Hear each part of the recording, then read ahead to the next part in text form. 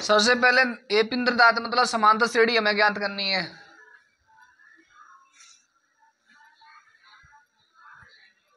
तीसरा पद मतलब A5 कितना दिया है 5, और सातवां पद मतलब A7 कितना दिया है 9। A5 कैसे निकालते बताओ? A प्लस बराबर 5। ये समीकरण आपका पहला। हाँ सॉरी, तीसरा पद है तो 3, तो यहाँ क्या आएगी 2D, और यहाँ A7 A प्लस 6D बराबर समीकरण।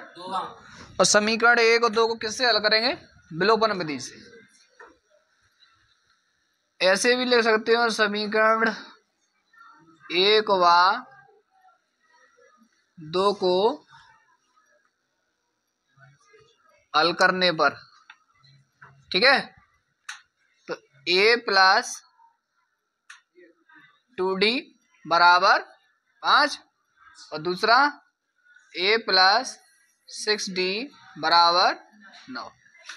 ठीक है, चिन्ह बदलेंगे, माइनस प्लस की जगह माइनस माइनस, और चिन्ह बदलते तो क्या लिखते हैं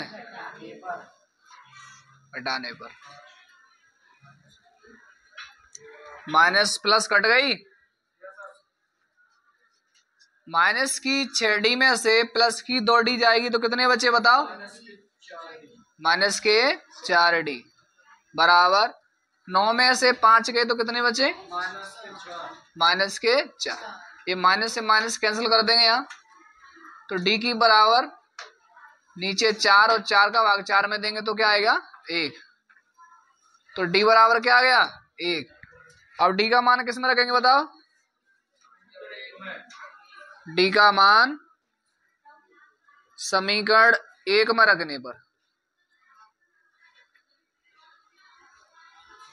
समीकरण 1 A प्लस 2D बराबर 5, तो D की जगह कितनी लगनी है 1 बराबर 5। 2 का 1 में गुणा करेंगे बराबर 5, 2 उधर जाएगी तो काय की हो जाएगी, तो कितने बचे 3, तो A की वैल्यू कितनी आ गई 3। अब हमें AP ज्ञात करनी है, मतलब समांतर श्रेणी ज्ञात करनी है, मतलब A, A2, A3, वैसे 3 तक ही ज्ञात कर लो भले ही आवाज ना करें।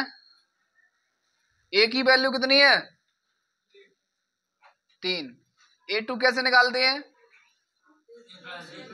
A प्लस D, तो A का मान कितना है 3 और D का मान 1, तो कितने आ गए 4। A3 कैसे निकालते हैं A प्लस 2D, A का मान 3 और 2 गुणा A का मान 1 ही है ना, तो 3 और 2 का 1 में गुणा करेंगे कितने आ गए 5। A4 का कैसे निकालेंगे बताओ? A प्लस 3D, A की वैल्यू 3 और D की वैल्यू 1, 3 का 1 में गुणा करेंगे और 3 और 3 6, तो पहला A का मान 3 आया था, दूसरा 4, 5 और 6, ये आपकी क्या आ गई AP। इसी को समांतर श्रेणी कहते हैं, इनके बीच में क्या समान